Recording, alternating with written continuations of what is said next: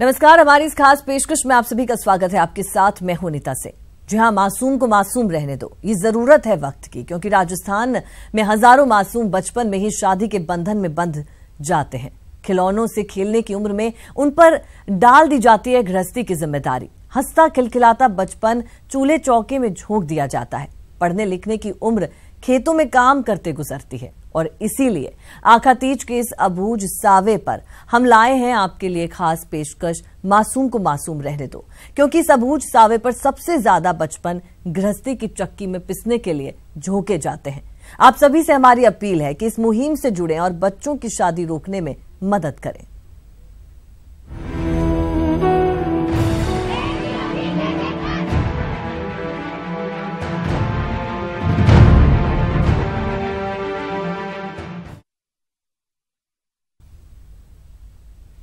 तो इन तस्वीरों को देखिए, जरा गौर से देखिए। जो तस्वीरें हम आपको दिखाने वाले, ये तस्वीरें महज तस्वीरें नहीं हैं, ये हमारे समाज की हकीकत है। ऐसी हकीकत जिसे देखकर आपका सिर शर्म से झुक जाएगा, जिसे देखकर आप सोचने को मजबूर हो जाएंगे, जिसे देखकर आप ये कहेंगे कि ये गलत है, लेकिन फिर भी ऐसा हो रहा है, हमारे समाज में हो रहा है। सब कुछ जानने समझने के बाद भी हो रहा है। जी हां, ये तस्वीरें चित्तौड़गढ़ जिले की हैं, जहां प्रशासन की नाक के नीचे एक साथ कई बाल विवाह होते हैं और प्रशासन को इसकी भनक तक नहीं लगती।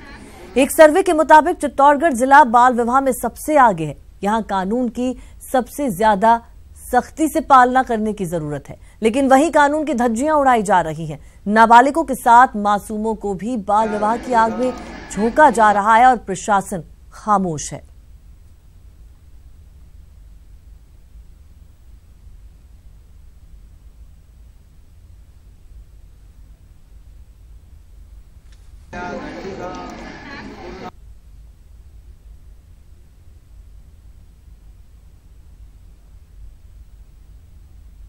तो ये तस्वीरें हमारे समाज का वो भयावह सच हम सबके सामने रखता है। और आज का दिन है, यानी अक्षय तृतीया, और ऐसे में महिला एवं बाल विकास विभाग भी मुस्तैद है। विभाग ने बाल विवाह रोकने के लिए रणनीति भी बनाई है। जरा रिपोर्ट देखिए। राजस्थान में आखातीज पर होने वाले बाल विवाह को रोकने के लिए महिला एवं बाल विकास विभाग ने कमर कस ली है। विभाग ने लोगों को जागरूक करने के लिए विशेष अभियान चलाया है। साथ ही पुलिस प्रशासन समेत कई स्वयंसेवी संगठन के जरिए इस अभिशाप पर प्रहार करने की रणनीति बनाई गई है। आपके माध्यम से भी, मीडिया के माध्यम से भी अनेकों बार ऐसे अवसरों पर लोगों को जागरूक करने की कोशिश की है। विभागों के कन्वर्जन से, उसमें पुलिस विभाग है, स्थानीय प्रशासन है, और हमारे विभाग को शामिल करते हुए कैसे वो फोर्स लगा करके उसको बाल विवाह को एक तो मोटिवेट करें कि हम बच्चों की शादी सही उम्र पर करें, और दूसरा जो लोग इतना करने पर भी नहीं मानते उनके खिलाफ कार्रवाई जैसे। हालांकि राजस्थान में किए गए सरकारी सर्वे के मुताबिक यहाँ होने वाले कुल विवाहों में 31% विवाह बाल विवाह होते हैं। ऐसे में बाल विवाह को रोकना विभाग के लिए चुनौती तो है ही। 31% शादियां कम उम्र में हो जाती हैं। 18 साल से बेटियों की कम उम्र होती है और 21 साल से कम उम्र की बेटों की शादी हो जाती है। उस बात को खत्म करने के लिए कि किस तरह से जो सरकार ने निर्धारित कर रखी है उम्र, उसी उम्र में शादी हो, उसको लेकर के पूरे प्रदेश भर में साझा अभियान चलाया गया है। 2011 की यदि हम जनगणना देखते हैं तो ये आंकड़ा हमारा 60% था, और अब 2000 अब यदि हम 15-16 की बात करते हैं, 16-17 की बात करते हैं, तो ये 31 कुछ है अभी बाकी। राजस्थान बाल विवाह के मामले में अव्वल रहा है। ऐसे में जागरूकता के जरिए कोशिश ये की जा रही है कि इस कुप्रथा को खत्म किया जाए, लेकिन ये देखना दिलचस्प होगा कि सरकारी तंत्र इसे रोकने में कितना कामयाब होता है। जयपुर से न्यूज़ 18 राजस्थान के लिए अरबाज अहमद की रिपोर्ट। तो ये तो आपने देखा कि किस तरह से जो डिपार्टमेंट है, बाल विकास डिपार्टमेंट किस तरह से काम कर रहा है। सतर्कता यहाँ पर जरूर है, लेकिन फिर भी जागरूकता की अभी भी कमी है। अक्षय तृतीया के बाल विवाह की संभावनाओं को देखते हुए जयपुर जिला प्रशासन भी पूरी तरह से सतर्क है।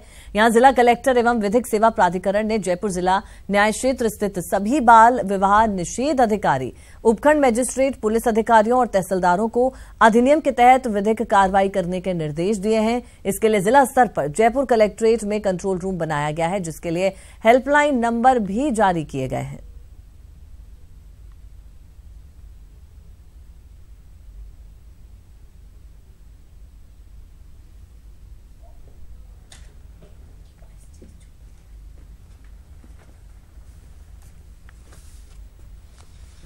तो यहाँ पर आपको हम बता दें कि जिस तरह से प्रशासन पूरी तरह से सतर्क यहाँ नजर आ रहा है, लेकिन अगर फिर भी हमारे दर्शकों को भी अगर कोई भी जानकारी इस बाबत मिलती है कि कहीं पर भी बाल विवाह हो रहा है, तो आप भी इसे अपनी सामाजिक जिम्मेदारी को समझते हुए आप हमें कॉल लगा सकते हैं, आप हमें इसकी जानकारी दे सकते हैं और त्वरित कार्रवाई की जाएगी ताकि वो बाल विवाह रुकवा दिया जाए और जो मासूम है उनको मासूम रहने दे। जो मुहिम हमने छेड़ी है उसमें आप भी शामिल हो सकते हैं, आप भी हमें कॉल कर सकते हैं, हमें बता सकते हैं, आप अपने विचार भी हमसे साझा कर सकते हैं, आप हमें वो तरीके भी बता सकते हैं जिससे कि इस सामाजिक कुरीति को किस तरह से इसकी रोकथाम की जाए, इसको लेकर हम क्या कुछ कर सकते हैं, उस पर भी आप हमसे बातचीत कर सकते हैं। हमारी फोन लाइंस खुली हैं, आप चाहें जो जानकारी आप देना चाहते हैं, बाल विवाह कहीं हो रहा है उसको कैसे उसकी रोकथाम हो, उसके लिए भी आप हमें कॉल कर सकते हैं।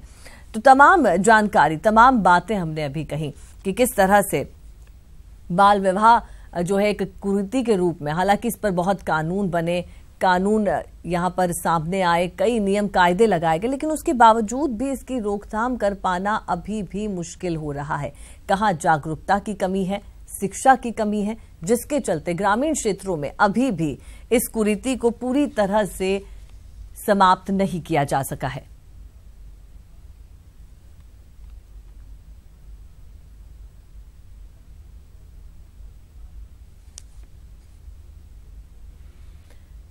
तो चलिए इस पूरे मसले को लेकर तमाम गेस्ट हमारे साथ मौजूद हैं, रुख हम उनका करेंगे। जयपुर स्टूडियो में हमारे साथ सुमन शर्मा जी हैं, अध्यक्ष राज्य महिला आयोग, स्वागत है मैम आपका। और आभा सिंह है, सामाजिक कार्यकर्ता है। डॉक्टर वीरेंद्र मित्तल है, चिकित्सक हमारे साथ मौजूद है। साथ ही AK जैन सीनियर एडवोकेट भी हमारे साथ स्टूडियो में मौजूद हैं। आप सभी गेस्ट का बहुत स्वागत है। तो जिस तरह से कुरीति की हम लगातार बात कर रहे हैं, सबसे पहले मैं सुमन जी आपसे आपके पास आऊंगी, क्योंकि इस तरह के मसले, आखिर तीज का आज अवसर है और इस वक्त पर हालांकि पूरी तरह से प्रशासन सतर्क है, लेकिन फिर भी कहीं तो कमी रह जाती है। क्यों इस तरह से हमें अभी भी इस कुरीति से छुटकारा नहीं मिल पाया है? अनीता जी, मैं इसमें ये कहना चाहूँगी कि राजस्थान में के माथे पे ये बहुत बड़ा कलंक कई सालों से हमारे ऊपर लगा हुआ है। और सबसे पहले तो मैं न्यूज़ 18 राजस्थान को बधाई देना चाहूँगी कि आप लोगों ने राजकीय कार्य हैं, जिम्मेदारी हमारी भी है, सब होने के बावजूद मीडिया के लोगों ने इसमें इनिशिएट किया है, इसलिए न्यूज़ 18 राजस्थान को बहुत बहुत साधुवाद। क्योंकि एक ऐसी चीज़ है बाल विवाह कि सरकारों के द्वारा, कानून के द्वारा सब कुछ बना हुआ है, लेकिन जब तक परिवार में जागृति नहीं आएगी, समाज में जागृति नहीं आएगी, तब तक इसका हम लोग 100% नहीं दे सकते हैं। आप लोगों ने खुद अपनी रिपोर्ट में दिखाया है कि कलेक्टर से लेके, पटवारी से लेके ग्राम सेवक तक को हम लोगों ने इसमें अलर्ट किया है कि कहीं कुछ ऐसा हो रहा है तो तुरंत सूचना दीजिए, हम उसको रुकवाएंगे और वहाँ अगर इस तरह का कुछ है तो उनके खिलाफ कार्रवाई भी करेंगे। सूचनाएं मिलती भी हैं, कार्रवाई होती भी है, लेकिन एक सुखद स्थिति इन दिनों जो हम लोगों ने विमेन कमीशन में देखा, जहाँ मैं हूँ, कई लोग जो बेटियां हैं, मान लीजिए अगर वो 12 साल की हैं, 13 साल की हैं, 10 साल की हैं, उनको शादी नहीं करना है, माता पिता फोर्सली शादी करते हैं, तो वो अब आवाज़ उठाने लगी हैं और वो खुद चला के फ़ोन करती हैं, किसी माध्यम से हम लोग यहाँ भी इन्फॉर्म कराते हैं। अक्षय तृतीया तो है, लेकिन इसके अलावा भी सालों भर इस प्रकार के कार्यक्रम होते रहते हैं जहाँ माता पिता सामाजिक दबाव में हैं या किस चीज़ के शिकार होकर बच्चियों को इस गृहस्थी के झमेले में ढकेलना चाहते हैं, और मुक्ति पाना चाहते हैं। तो इस झंझावात से एक सुखद स्थिति मुझे जो अच्छी सी दिखती है, पॉजिटिव साइन, कि बेटियां प्रतिकार करने लगी हैं, मोहल्ले के लोग भी आवाज उठाने लगे हैं, उनके रिश्तेदार, जानकार। एक केस तो मैं आपको बताना चाहूंगी कि लड़की की माँ ने आवाज उठाई और उन्होंने जब आवाज उठाई, हम तक आवाज पहुंची तो हमने उसको रुकवाया भी। तो एक सुखद प्रयास की ओर हम लोग बढ़ रहे हैं, लेकिन हम सब लोगों को अलर्ट होना है। कहीं भी कुछ ऐसा हो रहा है तो आवाज उठेगी तो देखिए उसका रिजल्ट भी मिलेगा। कानून बहुत सख्त है, इम्प्लीमेंट करने में भी हमें कहीं परेशानी नहीं है। हमें खबर नहीं मिलती, जो पुलिस विभाग है या जो मुखबिर है या निचले स्तर पे पहले बहुत लापरवाही होती थी, आंखों के सामने सारी चीज होती थी और इन्फॉर्मेशन नहीं मिलता था। गांव के चाहे सरपंच हो, उसमें इस बार हम लोग कानून को इस तरह से सख्त किए हैं कि जो लोग इसमें इन्वॉल्व रहेंगे उनके खिलाफ भी कार्रवाई होगी, जो लोग शरीक होंगे उनके खिलाफ भी कार्रवाई होगी, चाहे वो हलवाई हो, चाहे वो पंडित हो, चाहे और भी कोई लोग हो। तो किया जा रहा है, कोशिश है, एक बहुत बड़ी सामाजिक बुराई है, इसको दूर करने में हम सब लोगों को, सुमन जी, क्योंकि लगातार सरकार भी ये बात कह रही है, प्रधानमंत्री नरेंद्र मोदी खुद इस चीज को कहते हैं कि बेटी बचाओ बेटी पढ़ाओ। क्योंकि अगर बाल विवाह की बात की जाए तो सबसे ज्यादा अगर इसकी भेंट चढ़ती है तो वो है हमारी बेटियां। छोटी उम्र में शादी हो जाती है, कई रोगों से वो ग्रसित हो जाती हैं, मानसिक शारीरिक रूप से कमजोर वो हो जाती हैं। ऐसे में बहुत जरूरी हो जाता है इस कुरीति को जल्द से जल्द, इसको जड़ से उठा फेंके हम हमारे समाज से। जी बिल्कुल सही कहा आपने, क्योंकि सिर्फ कुरीति के नाम पे कुरीति नहीं है। आप देखिए कि बेटियों के स्वास्थ्य पे बहुत इसका हानिकारक प्रभाव पड़ता है। डॉक्टर मेडिकली तौर पे आपको बताएंगे, लेकिन जनरली हम देखते हैं कि जिस प्रकार से 12 साल की बच्ची जिसका पूर्ण विकास नहीं होता है, 8 साल की बच्ची, 4 साल की बच्ची, अजीब अजीब सीन आप लोग के पास भी आते हैं। मानसिक रूप से विकास नहीं होता, शारीरिक रूप से विकास नहीं होता है, और आप उसको इस बंधन में डाल देते हैं। और कई बार तो बड़ी अजीब सी स्थिति होती है कि 12 साल की बच्ची है या 10 साल का बच्ची है और 30 साल का व्यक्ति है। इस प्रकार के भी विवाह के दृश्य हम लोग के सामने आते हैं, जो बहुत ही अजीब से मतलब इशारा करता है कि समाज किस ओर जा रहा है। क्योंकि हम एक तरफ बात करते हैं कि शायद शिक्षा के अभाव में ऐसा हो रहा है, जो लोग शिक्षित नहीं हैं वो लोग ऐसा कर रहे हैं, लेकिन कई जगह हमने देखा है कि शिक्षा होने के बावजूद भी बेटियों को 12-13 साल में या 16 साल उनके लिए बहुत बड़ी डेडलाइन हो जाती है। उस समय भी बेटी हमारी तैयार नहीं होती है इस विवाह बंधन में बंधने के लिए, उस समय उनकी शादी की जाती है, शिक्षित परिवार होता है। तो ये मुझे लगता है कि टोटली ये मानसिक दृष्टिकोण बदलने की आवश्यकता है कि ये केवल बोझ नहीं होती हैं बेटियां। आप सोचते हैं कि हम शादी करके इसको भेज दिए, दूसरे के हवाले कर दिए। जी सुमन जी वाकई में बचपन की जो शादी है, ये बच्चों के लिए से बाहर माता पिता को निकलना बनता जा रहा है। ये तबाही का सबब ना बने, इसका भी हमें एक उचित उपाय, सख्ती से कानून की पालना हो, ये भी हमें, इस पर भी हमें विचार करना पड़ेगा। ये हमारे जो मौलिक अधिकार है उनका भी हनन है, इस पर भी हम बात करेंगे। लेकिन उससे पहले मैं रुक करूंगी, हमारे साथ आभा जी मौजूद है, सामाजिक कार्यकर्ता हैं। आभा जी, क्या ये कहना वाकई में उचित ही होगा, इसे हम नकार नहीं सकते कि बाल विवाह ये शादी नहीं है, ये शोषण है। इस शोषण को हम कैसे रोक सकते हैं? क्योंकि आप सामाजिक कार्यकर्ता हैं, कई एनजीओज इसको लेकर काम कर रहे हैं, आपको कहाँ लगता है कहाँ कोई कमी हमसे रह जा रही है? एग्जैक्टली ये अगर हम कहना चाहें डायरेक्टली तो ये एक सामाजिक कुरीति है, जिसको बदलने के लिए कहीं ना कहीं हमें समाज के सोच में परिवर्तन लाने की ज़रूरत है। स्पेशली क्या होता है, ये आखा तीज का जो फेस्टिवल है, इसको सेलिब्रेट करने के पीछे एक मेन लॉजिक था कि ये मुहूर्त के हिसाब से बहुत शुभ घड़ी होती है। इस समय किया गया सभी कार्य हमारे समाज के लिए सफलता की तरफ लेके जाता है। बट समाज में कहीं ना कहीं इस बात को दूसरी तरीके से देखा गया है कि शादियां करने से शादियां सफल हो जाएंगी। ये सोच में परिवर्तन लाने के लिए जब हम उन लोगों के साथ काम करते हैं तो थोड़ा चैलेंजेस जरूर आते हैं, बट ये जरूरी है कि हम उनके सोच में परिवर्तन यहाँ पर लाएं कि शादी शुभ काम नहीं होता है, इसके अलावा और भी बहुत से शुभ काम हैं जिसको हम प्रायोरिटाइज करें और शादी को कैंसिल करें, यहाँ से हटाएं। और इस तरीके से थोड़ा सा उनमें अवेयरनेस कर सकते हैं कि शादी के अलावा वो वैल्यूज दूसरी चीज़ों को दें।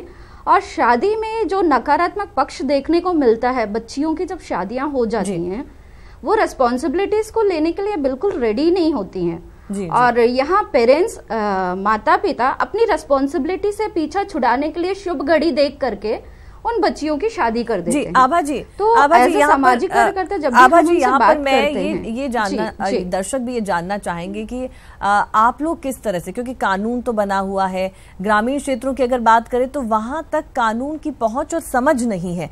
ऐसे में समाज का एक हिस्सा होने के नाते ये हमारी भी नैतिक जिम्मेदारी बन जाती है कि हम कानून को उन तक पहुंचाएं, जागरूक उनको करें। उसके लिए किस तरह से काम किया जा रहा है? Right, exactly. इस टॉपिक के लिए हम कुछ हेल्पलाइन नंबर्स के थ्रू उनको सपोर्ट करते हैं, लोकल ऑर्गेनाइजेशन और रिप्रेजेंटेटिव से उनको टाई अप करवाते हैं। और अच्छी बात ये देखने को मिली है कि अभी आने वाले 2-3 सालों में खुद बालिकाएं कॉल करके अपना हेल्प डिमांड करने लगी हैं। ये हमारे लिए सबसे बड़ा प्लस पॉइंट है कि सोशल अंडरस्टैंडिंग जो अभी तक चल रही थी उसमें बदलाव देखने को मिल रहा है। तो रिसेंटली अभी हमारे सामने बहुत सारे केसेस आए हैं, सवाई माधोपुर है और जोधपुर डिस्ट्रिक्ट है, टोंक डिस्ट्रिक्ट है, जहां से बच्चियों ने हेल्पलाइन नंबर्स पे डायरेक्टली कॉल किया और अपनी शादी के साथ साथ सामूहिक विवाह में होने वाली बाकी बच्चियों की शादी को भी उन्होंने रुकवाने का काम किया है।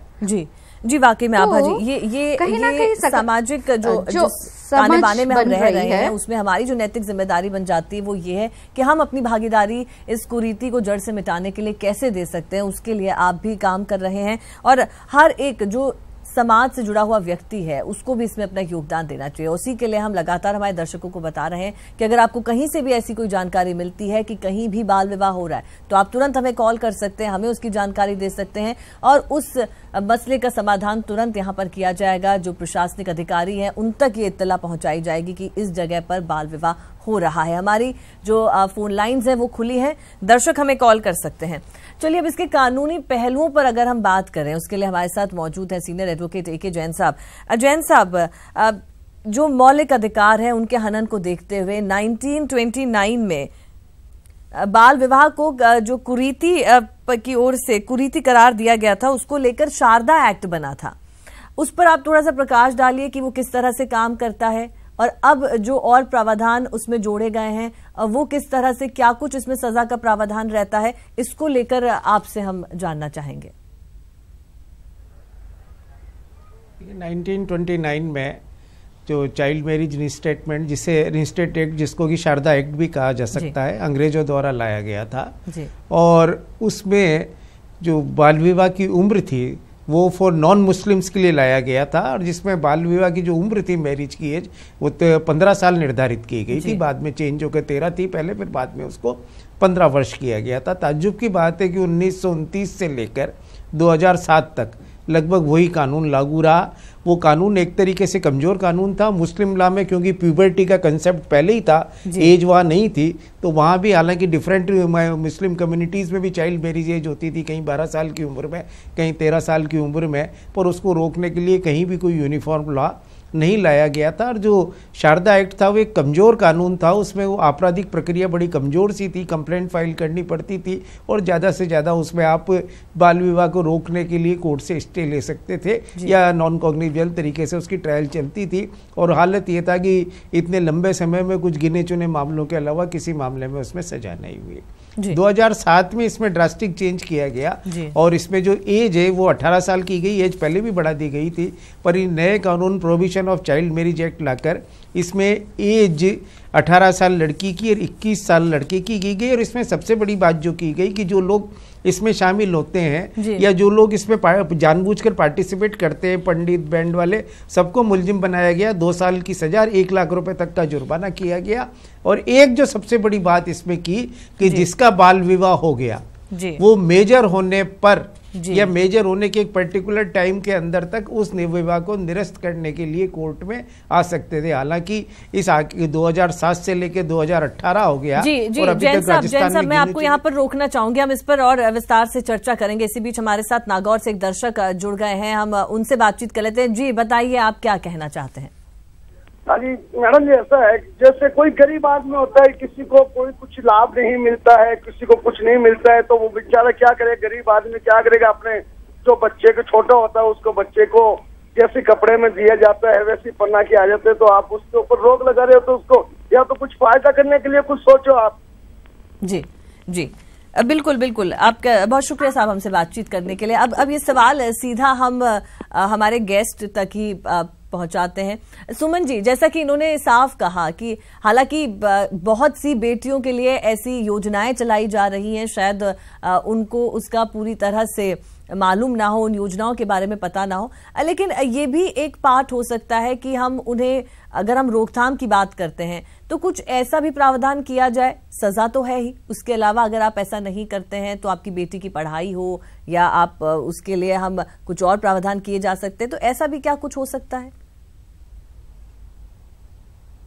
अनीता जी, मुझे लगता है कि उनको इसकी जानकारी नहीं है, इसलिए वो ऐसा कह रहे हैं जी। बेटियों को बोझ समझ के कि गरीब हैं इसलिए हम दूसरे के हवाले कर दें, ये बहुत ही विकृत सोच है। गरीब हो या अमीर हो, बेटी से उसका ताल्लुक नहीं होता है। बेटी बेटी होती है, पिता और माता पिता होते हैं, उसमें कहीं कोई अमीर गरीब नहीं आना चाहिए। लेकिन एक विषय की बेटियों के लिए इतनी सारी योजनाएं हैं, उनको जानकारी का अभाव है। आप देखिए कि राष्ट्रीय योजना जो राजस्थान में चल रही है, पैदाइश से लेके इवन अगर पैदाइश के पहले की बात हम करें कि जो माँ प्रेग्नेंट होती है उसके कोख में पुत्री है या पुत्र है, इसकी भी सरकार को जानकारी नहीं होती है। उसकी रखवाली से लेके, उसकी चिंता के साथ उसके 12th तक की पढ़ाई से लेके सब चीज़ों के लिए सरकार ने नियम बना रखा है। राष्ट्रीय योजना तो एक ऐसी योजना है, लेकिन लोग लाभ नहीं लेते हैं, लोग जानना नहीं चाहते हैं, उस तक पहुंचने की कोशिश नहीं करते हैं। प्रचार प्रसार में भी कोई कमी नहीं है, लेकिन जिनको अवेल करना है वो बेटियों को स्कूल ही नहीं भेजना चाहते हैं। काहे को स्कूल भेजना, खेतों में साथ ले जाएंगे, काहे को पढ़ाना। जब इस मानसिकता से है तो सरकार की सब योजनाएं फिर धड़ी रह जाती है, क्योंकि जब तक आप विलिंगली नहीं रेडी होंगे कि हमको अपनी बच्ची को पढ़ाना है या हमको अपनी बच्ची को जीवन देना है, केवल पैदा करके छोड़ना नहीं है, तब तक ये विचार बदलेंगे नहीं।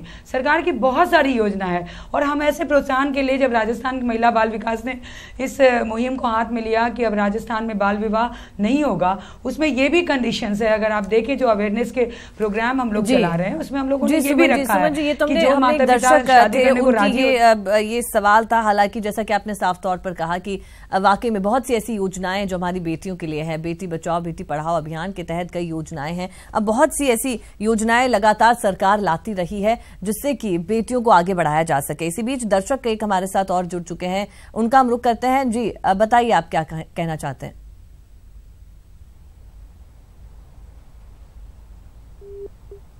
हेलो जी बोलिए सर। हेलो मैडम, मैं फतेहपुर बोल रहा हूँ, फतेहपुर शेखावाटी से। जी बताइए।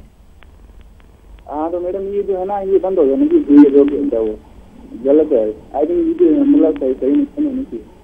जी आपको क्या लगता है कि इसमें आप कैसे अपना योगदान दे सकते हैं? क्या आपको जो कानून है उसके बारे में इसकी जानकारी है कि बाल विवाह के लिए क्या कुछ कानून है?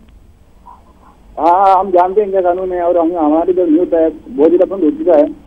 तो अभी तो हमारे साइड तो नहीं होता है, कुछ भी होता है तो हम इन्फॉर्म कर सकते हैं कानूनी हिसाब से। जी चलिए, बहुत बहुत शुक्रिया आपका सर हमसे बात करने के लिए। तो ये उदयपुर से एक दर्शक थे जिनका कहना था कि ये बंद होना चाहिए, जागरूकता है लोगों में और अपने आसपास अगर ऐसा भी कुछ भी वो देखते हैं तो साफ तौर पे उनका कहना है कि हम इसके बारे में जानकारी जरूर देते हैं, प्रशासन को अवगत जरूर कराते हैं। तो हम लगातार हम इसके अब कानूनी पहलुओं पर एक बार फिर से लौटेंगे। जैन साहब, आप हम जो बात कर रहे थे, जो चर्चा कर रहे थे कि इसके अंदर जो प्रावधान बनाए गए, अब एक और चीज होती है जो आप एक बहुत वैलिड पॉइंट, जो बहुत अच्छा पॉइंट इसमें इस नियम में जो जोड़ा गया इस कानून में, कि आप जब वयस्क होते हैं तो उसके बाद आप इस शादी को अवैध बता सकते हैं, आप इसके लिए अप्लाई कर सकते हैं। हालांकि जैन साहब ये बहुत लोगों को नहीं पता है। ये बात बिल्कुल आपकी सही है, बहुत लोगों को नहीं पता, पर इस पे जो एक ड्रॉबैक इस कानून में है, जैसे डायन प्रताड़ना निषेध अधिनियम आया या SC/ST एक्ट आए, उनमें ये प्रावधान किया गया कि जो पीड़ित हैं उनको शेल्टर होम का प्रावधान किया जाए और उनको हेल्प दी जाए गवर्नमेंट से। और अभी तो पंजाब एंड हरियाणा में तो जो रनअवे कपल हैं उनके लिए भी शेल्टर होम्स का प्रोविजन किया गया है। पर इसमें एक बड़ी समस्या ये है कि जो लड़कियां, जो बच्चियां या जो बच्चे चाइल्ड मैरिज से बाहर आना चाहते हैं मेजर होने के बाद, उनके लिए कोई प्रोटेक्शन की व्यवस्था नहीं है। या कोई बच्ची, जैसे आपने सुमन जी ने कहा कि केंद्र सरकार, राज्य सरकार ने बहुत योजनाएं चला रखी हैं बच्ची के गर्भ में होने से लेकर आखिर तक, निश्चित रूप से बहुत सारी योजनाएं जिनका पता नहीं है, पर जो बच्चियां ये उनको समाज से लड़ना है, परिवार से लड़ना है जी। जो चाइल्ड विवाह से भागती हैं, कई बच्चियां खुद खबर करती हैं चाइल्ड विवाह के, पर उनके लिए शेल्टर होम्स की, ठीक है, समाज कल्याण विभाग, महिला विभाग अपने लेवल पर कुछ व्यवस्था उनकी करता है, कुछ चीफ मिनिस्टर रिलीफ फंड वगैरह से बाकी सब व्यवस्थाएं होती हैं, परंतु कानूनी प्रावधान यही नहीं है कि अगर ये बच्ची प्रोटेक्शन चाहती है तो उसकी हेल्थ के लिए, उसकी एजुकेशन के लिए और उसके शेल्टर के लिए कोई निश्चित प्रावधान किए जाए। जो इसके नियम बने हैं, राज्य सरकारों ने जो नियम बनाए हैं, उन नियमों में भी ये पोर्शन थोड़ा सा नेग्लेक्टेड रह गया है। चाइल्ड मैरिज को तो अवैध कर दिया, पर जो बच्चे चाइल्ड मैरिज से बाहर आना चाहते हैं, जो परिवार से लड़ना चाहते हैं, उनको कैसे प्रोटेक्शन मिले, इस विषय में पर्याप्त प्रावधान नहीं किए गए। तो ये एक थोड़ा सा लेकिन एस्पेक्ट में अभी भी बाकी है जी। वाकई में जैन साहब ये बहुत वैलिड बोलना चाहूंगी मैं जी। बताइए अनीता, मैं ये कह रही थी, पूछ रही, जानकारी दे रहे थे जैन साहब, एक और जो मुझे लग रहा है कि थोड़ी सी प्रॉब्लम होती होगी, जो बच्चियां अपने परिवार से लड़के इस बात को बाहर लाती हैं, और कई लोगों को शायद ये भी जैन साहब थोड़ा सा स्पष्ट करेंगे, हम लोगों को भी इसकी जानकारी इतनी नहीं है। मैं आपके चैनल के माध्यम से बात ही करना चाहूँगी कि जैसे अगर 18 साल के पहले कोई बच्ची आवाज़ उठाती है, तब तो उसको हम लोग के पास आने के बाद हम लोग इजीली उसको उस मैरिज को नहीं मानते हुए उसको रद्द कर देते हैं। लेकिन यदि 18 साल के बाद कोई लड़की आवाज़ उठाती है तो उसको वो वही डिवोर्स वाले प्रोसेस में जाना पड़ता है। ये भी थोड़ी सी जटिलता है, तो इसके बारे में मैं चाहूंगी कि जैन साहब थोड़ा सा विस्तार से बताएं। जी बिल्कुल सुमन जी इस पॉइंट पर, ये बहुत वैलिड पॉइंट आपने उठाया है, इस पर हम आने ही वाले थे, इस पर हम बात करेंगे इस छोटे से ब्रेक के बाद, और छोटे से ब्रेक के बाद लौटेंगे तब हम जोधपुर भी आपको लेके चलेंगे, जहां पे हमारे साथ पिंकी मौजूद है, वो बहादुर बच्ची जिसने इस कुप्रथा के खिलाफ अपनी आवाज उठाई। रुकते हैं छोटे से ब्रेक के लिए। तो ब्रेक के बाद आप सभी का स्वागत है। लगातार हम चर्चा कर रहे हैं बाल विवाह को लेकर, किस तरह से इसकी रोकथाम की जाए, उसके लिए कानून बना, बाल अधिकारों को लेकर कानून बनाए गए कि किस तरह से इसे पूरी तरह से इसे जड़ से मिटा दिया जाए। लेकिन आजादी के 70 साल बाद भी आज भी समाज के सामने वो कानून बौना ही नजर आ रहा है। और अगर बात करें संयुक्त राष्ट्र की रिपोर्ट के अनुसार बाल विवाह के मामले में भारत दूसरे स्थान पर है। तो किसी भी महाशक्ति के लिए, किसी भी उभरती हुई महाशक्ति के लिए ये स्थिति बेहद चिंताजनक है। बात करेंगे, हम इस पर चर्चा भी करेंगे और कई पहलुओं पर आप तक जानकारी भी पहुंचाएंगे। लेकिन उससे पहले हम रुक करेंगे, कोटा से हमारे संवाददाता शाकिर अली हमारे साथ जुड़े हुए, उनके साथ कुछ लोग मौजूद हैं। क्या कुछ उनका कहना है बाल विवाह जैसी कुरीति को लेकर, जरा हम उनके पास रुक करते हैं। शाकिर, किस तरह से लोग जो हैं इस कुप्रथा को देखते हैं, ये जिस तरह से हमारे समाज को खोखला कर रही है, बच्चों के बचपन को ये निगल रही है, उसको लेकर कई कानून भी बने, लेकिन लोगों में कितनी जागरूकता है?